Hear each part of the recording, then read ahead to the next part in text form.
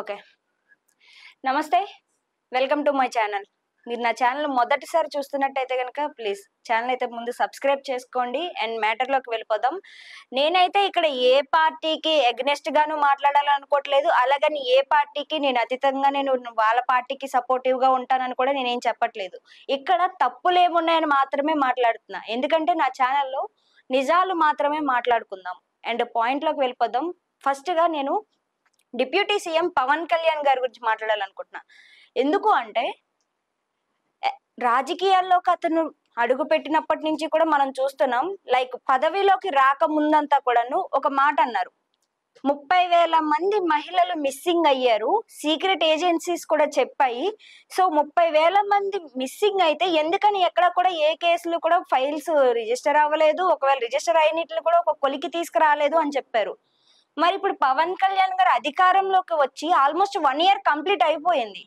మరి ఇప్పటికీ ఒక్కరి గురించి కూడా జాడ ఎక్కడా లేదు. అట్లీస్ట్ ఇప్పటికి అతను ఎన్నో ప్రెస్ మీట్లను అటెండ్ అయ్యారు. అక్కడ చాలా మంది రిపోర్టర్స్ కూడా దీన్ని పాయింట్అవుట్ చేసి అడిగారు. 30,000 మంది అన్నారు. అట్లీస్ట్ వాళ్ళలో ఒక్కరు కూడా ఎందుకని ఇప్పటికొచ్చి తిరిగి రాలేదు అనేసి. మరి దీనికి ఎందుకని సమాధానం చెప్పట్లేదు? ఇక్కడ మిస్ అయిన 30,000 మంది గురించి మాట్లాడరు కానీ అడవి రక్షణ కోసం అని అనేసి 6 ఏనుగుల్ని తీసుకొచ్చారు. అంటే ఇక్కడ మనుషుల కన్నా మెయిన్ గా అడవే సంరక్షణగా ఉండాలి.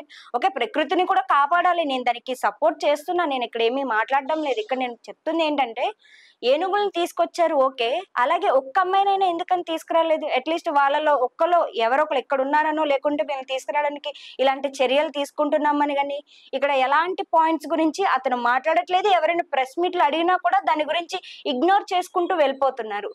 ఓకే, ఈ పాయింట్ గురించి వదిలేద్దాం. ఇంకా రోడ్స్ విషయానికి వస్తే ఏపీలో ఎంత వరకు పర్సెంటేజ్ రోడ్స్ కంప్లీట్ అయ్యాయి?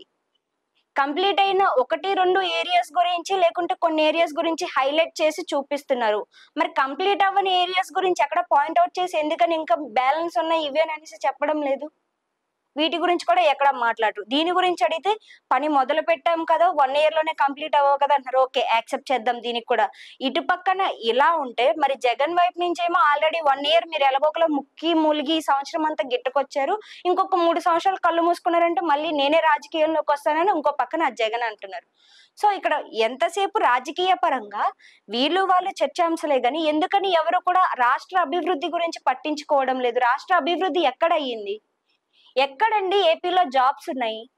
ఏపీలోనే జాబ్స్ ఉంటే ఎందుకని ఏపీలోనే చదువుకొని ఎంతో కష్టపడి పై స్థాయికి వెళ్ళాలి అనుకున్న వాళ్ళు ఇలా ఇతర రాష్ట్రాలకు వచ్చి ఉద్యోగాలు చేసుకుంటూ వాడు ఇచ్చే జీతాలు చాలకపోయినా ఎలాగోలా అడ్జస్ట్ అవుతూ ఎందుకని బయట ఉంటారు? సో దీని గురించి అని ఎందుకు పట్టించుకోరు? ఏదో పట్టించుకున్నాము లేదో అన్న మాటకి అన్ని జాబ్స్ వేపిస్తాం, మేము ఇన్ని రిజర్వేషన్స్ తీసుకొస్తాం అది ఇది అని చెప్తారు. చివరికి వచ్చేసరికి ఎలక్షన్స్ లాస్ట్కి వచ్చేసరికి అన్ని గుడ్డు సున్నానే, ఎక్కడా ఏది ఉండదు. ఓకే, పోనీ వీటిని కూడా పక్కన పెట్టేద్దాం. ఇక మద్యం విషయానికి వద్దాం. మద్యం క్వాలిటీ అయిన మద్యం ఇస్తున్నాము అది ఇది అని చెప్తున్నారు. ఓకే, అసలు బెల్ట్ షాప్లే మూయించండి రా అనేసి అక్కడ ఆడోళ్ళు ఏడుస్తుంటే తిరిగి క్వాలిటీ అయిన మందు ఇస్తున్నాము అని చెప్తున్నారే, ఇది ఎంతవరకు పాయింట్? ఓకే, ఇది కూడా పోనీ ఇగ్నోర్ చేద్దాం. మద్యం అంటే ఇక అందరికి అలవాటు అయిపోయింది. సో దాన్ని ఎంత ఆపాలనుకున్న ఆపలేరు అని అనుకోవచ్చు.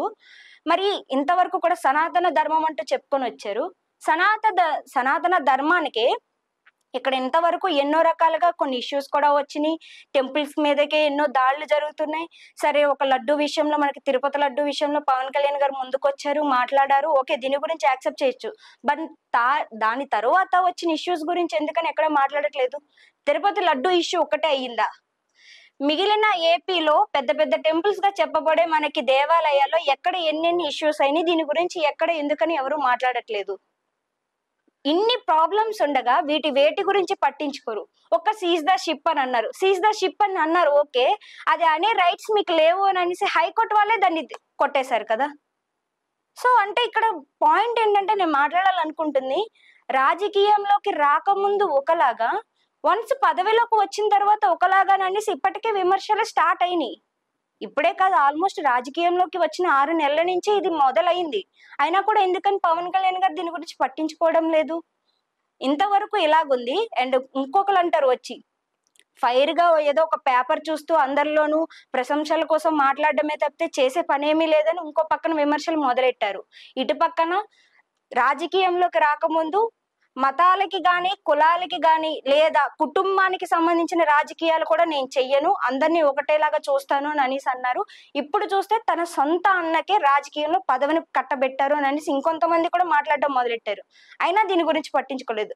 అప్పుడు పవన్ కళ్యాణ్ గారే కదా అన్నారు దీని గురించి, కుటుంబంలో ఎవరికి కూడా కుటుంబ రాజకీయాలు నేను చెయ్యను అని అన్నారు. అంటే ఇప్పుడు మళ్ళీ నాగబాబు గారికి పదవి ఇచ్చారు అంటే కుటుంబ రాజకీయమే కదా అది. అంటే కుటుంబాల్లో భవిష్యత్తు రావాలి, మిగిలిన వాళ్ళకి భవిష్యత్తు ఏమైనా పర్వాలేదు తర్వాత చూడొచ్చు అన్న. అంటే ఇప్పుడు ఈ మిస్టేక్స్ అన్నిటినీ కూడా కరెక్షన్ చెయ్యకపోతే నెక్స్ట్ ఎలక్షన్స్ కి ఇంకా 3 years టైం ఉంది అని అనుకుంటున్నారేమో. ఆల్రెడీ 1 year ఇప్పుడు ఆల్రెడీ కంప్లీట్ అయిపోయింది. ఇంకా 3 years ఎంత, ఇట్లా కళ్ళు మూసి అట్లా కళ్ళు తెరిసేలోపు అయిపోతాయి. లాస్ట్ 1 year డెవలప్మెంట్ తీసుకొచ్చిన మరి 4 years లాస్ అయినట్టే కదా. అక్కడ చదువుకునే విద్యార్థులు కావచ్చు, లేకుంటే డెవలప్మెంట్ వస్తుంది మేము కూడా బాగుపడతామని చూసే ఆ పర్సన్స్ కావచ్చు, లేకుంటే అమరావతి సరే బడ్జెట్లు లేవు ఇప్పుడు, అసలు ఎటువంటి చేయడానికి కూడా మార్పు చేర్పులు చేయడానికి లేదు. బట్ అమరావతి మీదే హోప్స్ పెట్టుకొని ఉన్న వాళ్ళ పరిస్థితి ఏంటి? ఇప్పటికే జగన్ వచ్చిన తర్వాత అమరావతి కాసేపు ఉంటుందని కాసేపు ఉండదని, తర్వాత 3 తీసుకొస్తామని, రాజధానిలో 4 ఉంటాయి 3 ఉంటాయి, ఇట్లా ఒక్కొక్కటి చేసుకుంటూ వచ్చారు. సరే ఇప్పుడు మళ్ళీ మనకి చంద్రబాబు నాయుడు గారే వచ్చారు. సో అమరావతికి మూల స్థాపన ఆయనే కాబట్టి సో ఎలాగోకలా డెవలప్మెంట్ తీసుకొస్తారని అక్కడ ఉన్న వాళ్ళందరూ ఎన్నో హోప్స్ పెట్టుకున్నారు. మరి దాని గురించి పెద్దగా పట్టించుకోవట్లేదు, దాని గురించి ఎక్కడ మాట్లాడడం లేదు. ఏమైంది అసలు? ఆంధ్రాకి రాజధాని వద్దనుకుంటున్నారా లేకపోతే ఇంకా ఉండాలి అని అనుకుంటున్నారా? సో ఇవన్నీ చూస్తుంటే ఆంధ్రాలో రాజకీయ పరంగా అటు వైసీపీ వాళ్ళు ఇటు టీడీపీ వాళ్ళని, ఇటు టీడీపీ వాళ్ళు వైసీపీ వాళ్ళని ఒకరిని ఒకరు విమర్శించుకోవడం తప్పితే ఎక్కడ అభివృద్ధి జరిగింది? ఇప్పుడు ఈ వీడియో చూస్తున్న వాళ్ళు ఆంధ్ర వాళ్ళవని తెలంగాణ వాళ్ళవని, నేను ఇక్కడ ఈ రెండింటిని కంపారిజేషన్ చేయట్లేదు. ఎప్పుడు అభివృద్ధి వస్తుంది? అక్కడే ఉండి చదువుకునే మేము మా ఊర్లోనే ఉద్యోగాలు చేసుకునే అంత అదృష్టం మాకు ఎప్పుడు వస్తుంది చెప్పండి? ఈ వీడియో చూస్తున్న వాళ్ళందరినీ కూడా నేను అడుగుతున్నాను. సో ఈ వీడియో మీకు ఏమనిపించిందో ఖచ్చితంగా కామెంట్ సెక్షన్ లో కామెంట్ చేయండి. అండ్ నేనేమైనా తప్పు మాట్లాడుంటే కూడా ఖచ్చితంగా కామెంట్ చేయండి. మీ ప్రతి ఒక్క కామెంట్ కి కూడా నేను రిప్లై ఇస్తాను. అండ్ ఇలాంటి నిజమైనవి మాట్లాడాలి అని అనుకుంటే ఖచ్చితంగా నా ఛానల్ మీరు సబ్స్క్రైబ్ చేసుకోండి. ఇలాంటి మరిన్ని అప్డేట్స్ రావడానికి మీకు ఛాన్స్ ఉంటుంది. ఇంకా మీకు ఇంకేమైనా డౌట్స్ ఉండి పలానా వాళ్ళ గురించి మాట్లాడండి ఇంకేమున్నాయి అని అనుకుంటే కనుక అది కూడా నాకు సజెషన్స్ లో పంపించండి, నేను వాటి గురించి కూడా మాట్లాడతాను. And today this video guys, మరో కొత్త వీడియోతో మీ ముందుకు వస్తా.